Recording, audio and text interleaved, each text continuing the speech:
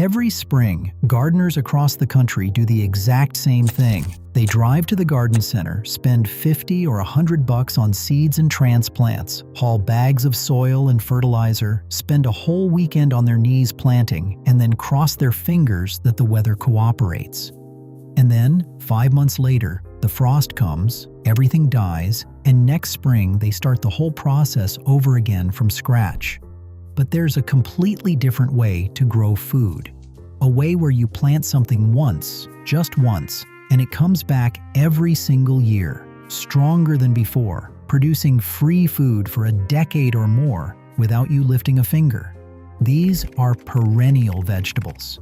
And the 12 plants on this list aren't just low-maintenance survivors. They're nutritional overachievers that outperform the stuff you buy at the grocery store. Some of them have been feeding people since the Bronze Age. Some of them are so aggressive, you'll actually have trouble stopping them from growing. And a few of them are so obscure that even experienced gardeners have never heard of them. The numbers make the case by themselves. The National Gardening Association estimates that the average home food garden yields about $600 in produce per year from just a 600 square foot plot. Perennials amplify that return because you never buy seeds or transplants again after the first year. One asparagus bed costing $40 in crowns can produce over $1,200 worth of spears over its lifetime. Burpee Seeds calculated that $50 invested in gardening supplies can multiply into over $1,200 worth of produce. That's a 25-to-1 return. And perennial roots go deep, building soil structure, feeding mycorrhizal networks, and pulling up minerals from subsoil layers that annual plants never reach. Your garden literally gets healthier and more productive every year instead of getting depleted. We're starting with the ones you probably recognize and working our way toward plants that are going to genuinely surprise you.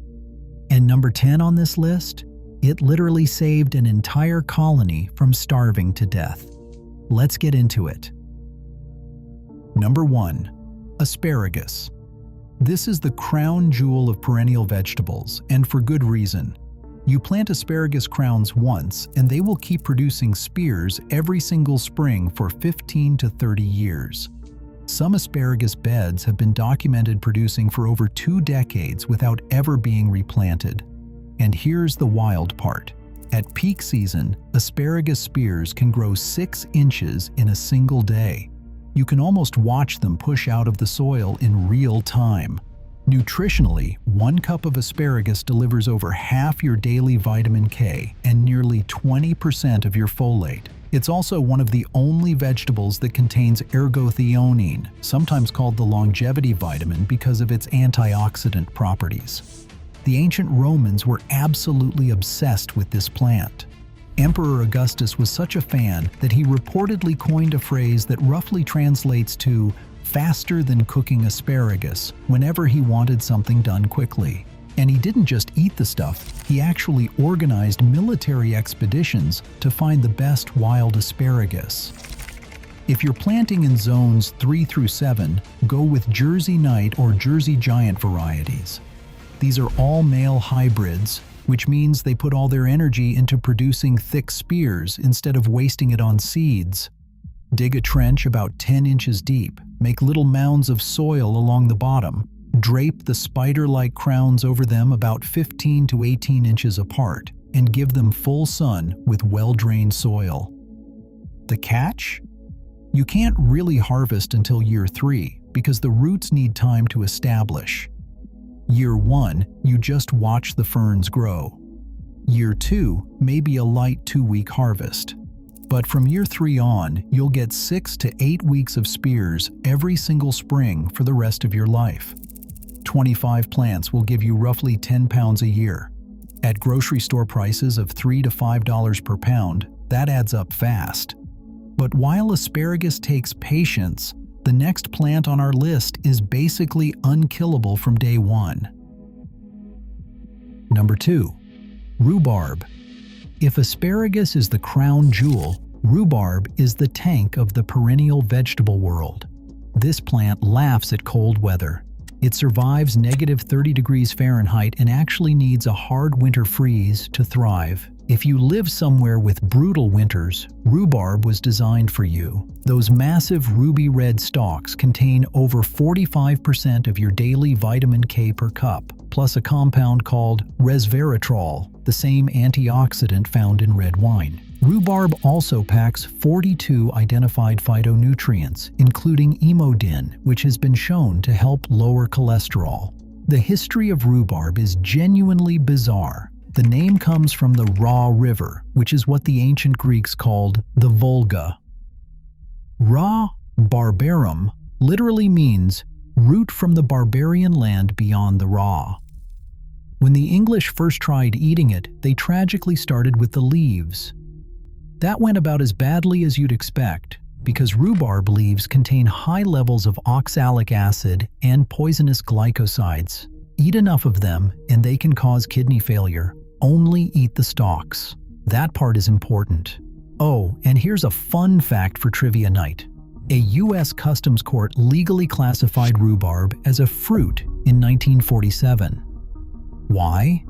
Because it's used in pies, and fruits go in pies. That was literally the reasoning.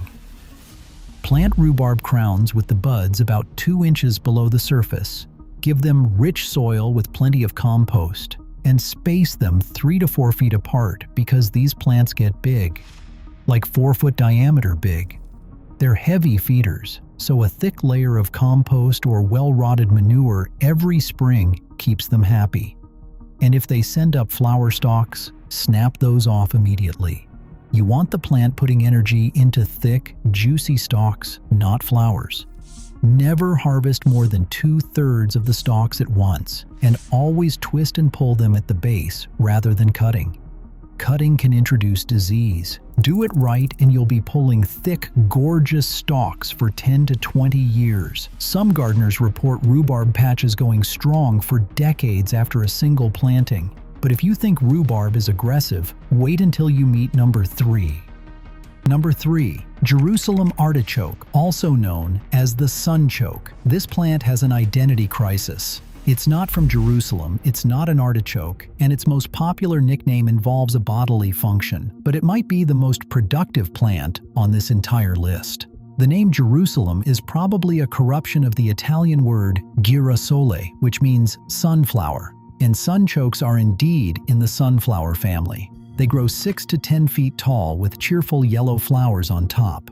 But the real action happens underground. Sunchoke tubers are absolutely loaded with inulin, a prebiotic fiber. We're talking 75 to 80% inulin by dry weight, making them one of the richest natural sources of prebiotic fiber on the planet. That's the same compound now being added to trendy gut health sodas. Sunchokes have had it for thousands of years. Indigenous North Americans cultivated sunchokes long before European contact, and the tubers helped early Canadian settlers survive brutal winters. There's a catch though. That inulin causes, well, significant gas. Sunchokes are widely nicknamed the fartichoke for a very real reason. Start with small servings and let your gut bacteria adjust. And the other catch? These things are borderline invasive. Any tuber fragment left in the soil will sprout a new plant. They outcompete weeds, they shade out everything nearby, and you will never, ever get rid of them once they're established. Plant them in raised beds with barriers or in large containers. Seriously, don't just drop them in your main garden bed unless you want a sunchoke garden and nothing else. Harvest the tubers in late fall after the first frost. That cold snap converts the starches to sugars, making them sweeter and easier to digest. You can actually leave tubers in the ground all winter as natural cold storage and dig them up whenever you need them. Slice them raw into salads like water chestnuts, or roast them until they caramelize into something nutty and golden. They also make incredible soup when pureed with garlic and a splash of cream. But as aggressive as sunchokes are, there's another plant that makes them look polite by comparison. Number 4, horseradish.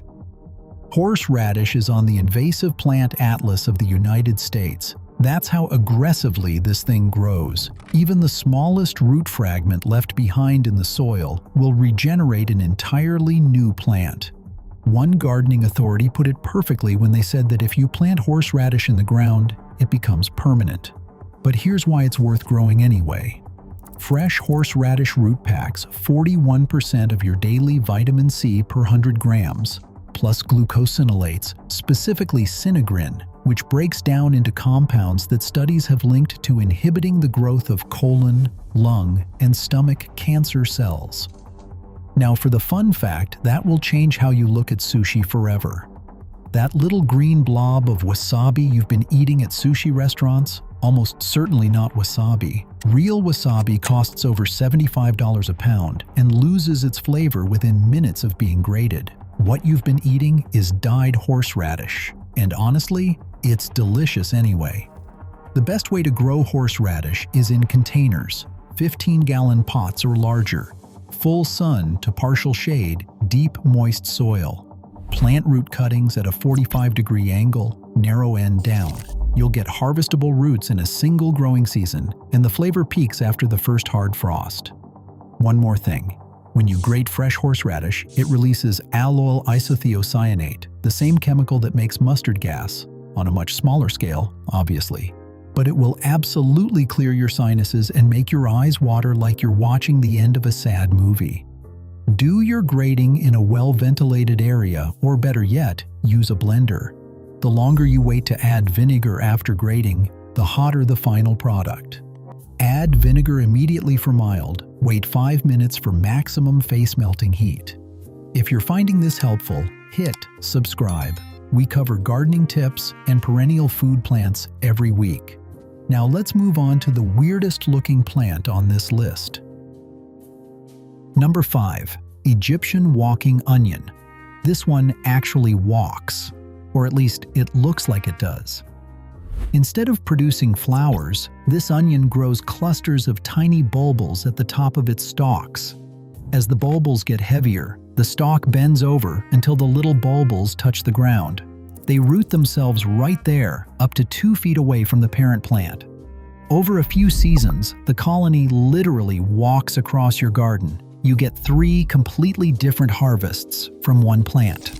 The green stalks taste like strong scallions, and you can cut them from early spring through fall. The underground bulbs are pungent like shallots, and those aerial bulbils are perfect for pickling, like tiny pearl onions.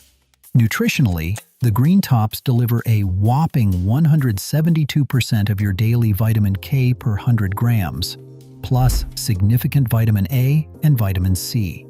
They also contain allicin, the same sulfur compound that gives garlic its antibacterial and antiviral properties.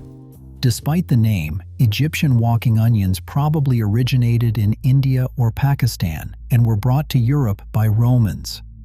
They were the default garden onion for centuries before modern hybrids took over.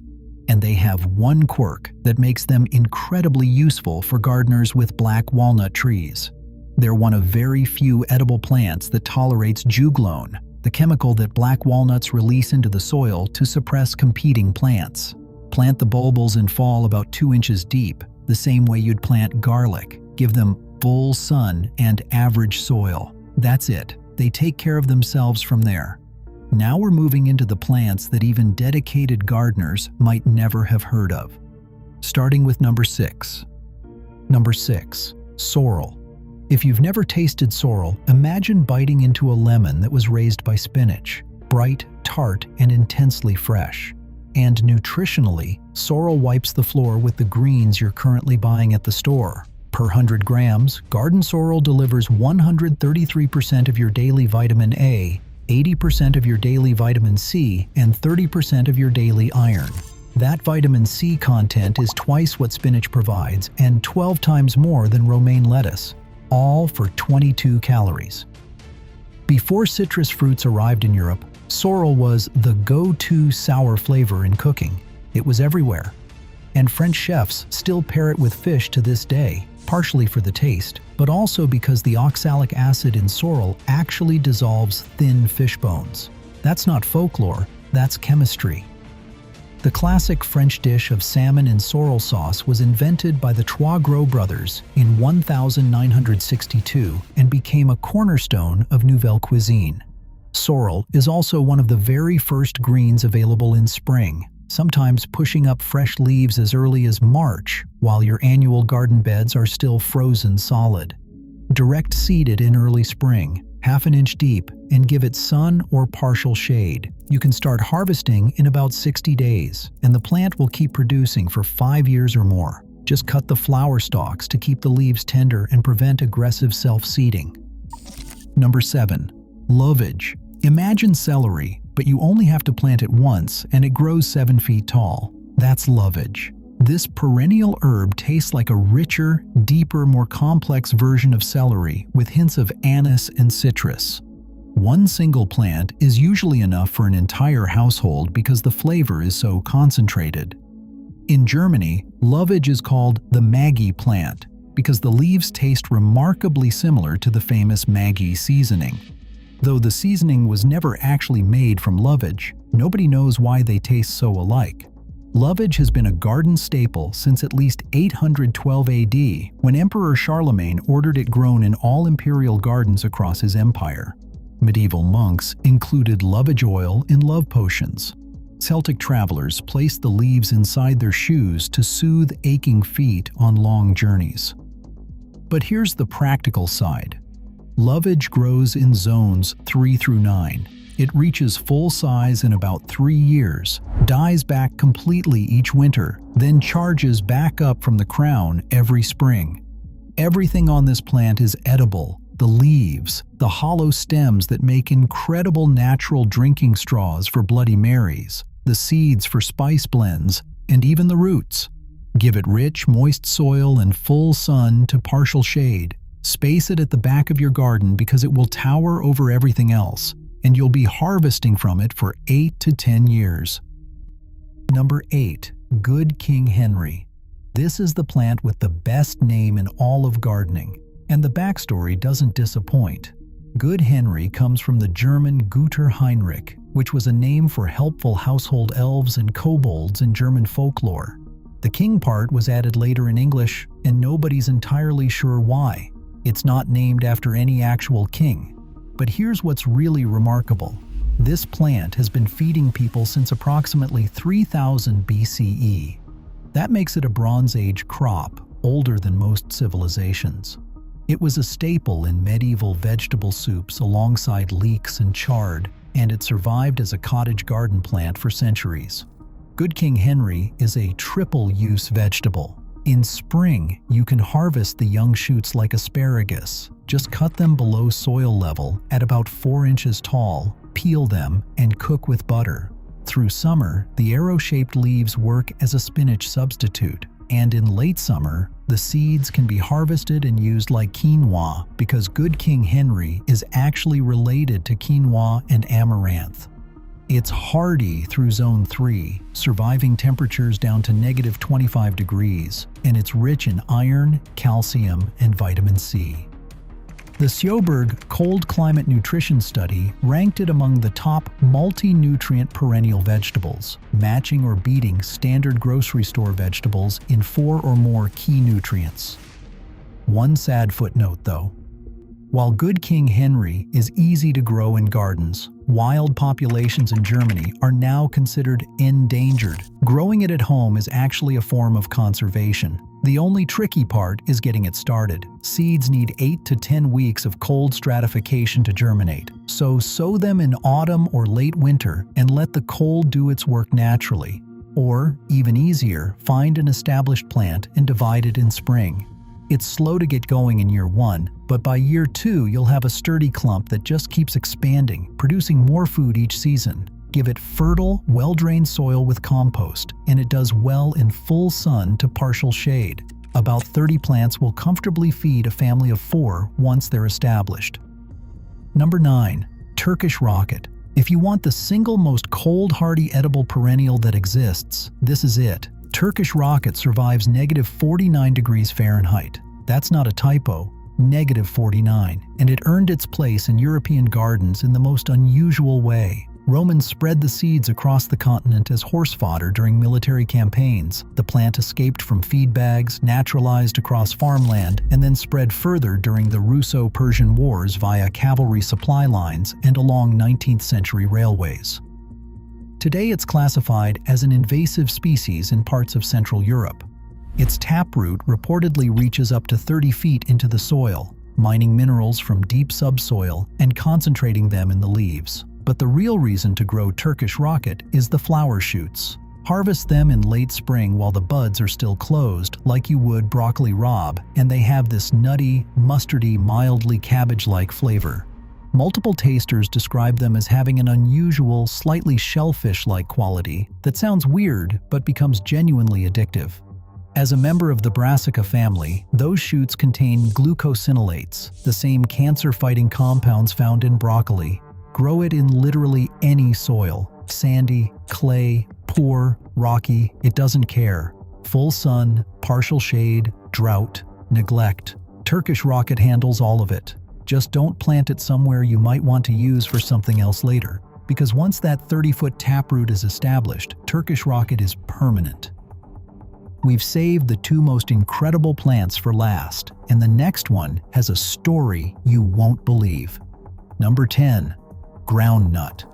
In the winter of 1620, the Pilgrims were starving. Half the colony had already died. The Wampanoag people showed the survivors how to dig a wild tuber from the riverbanks, a climbing vine with cinnamon-scented flowers that produced chains of starchy knobs along its underground runners. That tuber was the American groundnut, Apios americana.